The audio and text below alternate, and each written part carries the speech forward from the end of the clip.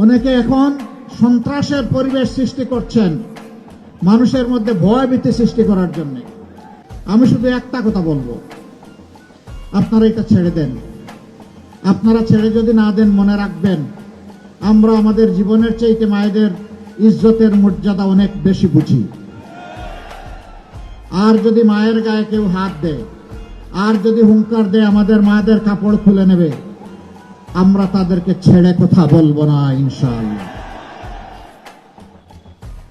ওরকম পরিস্থিতি যেখানেই হবে, আমি যোদ্ধা লড়াকু যুবকদেরকে বলবো, তোমরা যারা বুকের রক্ত দিয়ে, বিশেষ করে এই 35 শহীদের কুমিল্লার যুবকদেরকে বলবো, তোমরা সেদিন যারা জীবনের মায়া ত্যাগ করে জাতির জন্য রাস্তায় নেমেছিল, আসো এরকম বেয়াদবি কেউ করলে মায়ের ইজ্জত রক্ষা করার জন্য আরেকবার তোমাদেরকে লড়তে হবে।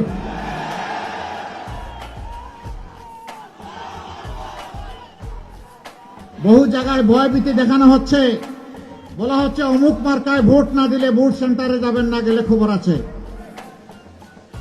আমি মাদেরকে বিশেষভাবে বলবো, তাদেরকেই ভয় দেখানো হচ্ছে। আপনারা ওই মা যারা শরীফ ওসমান হাদিকে জন্ম দিয়েছেন, ওই মা যারা আবরার ফাহাদকে জন্ম দিয়েছেন, ওই মা যারা আবু সাইদকে জন্ম দিয়েছেন, যে আবু সাইদ বলেছিল হয় আমার অধিকার দে, না হয় আমাকে একটা গুলি দে। আপনারা সেই মা। যদি কেউ ভয় দেখাতে আসে, চোখে চোখ রেখে বলবেন এটি আমার অধিকার, এটি আমার দায়িত্ব, ভোট দিতে আমি যাব, তুমি পারলে ঠেকাবা। ওরা বিড়ালের মতো পালাতে বাধ্য হবে ইনশাআল্লাহ।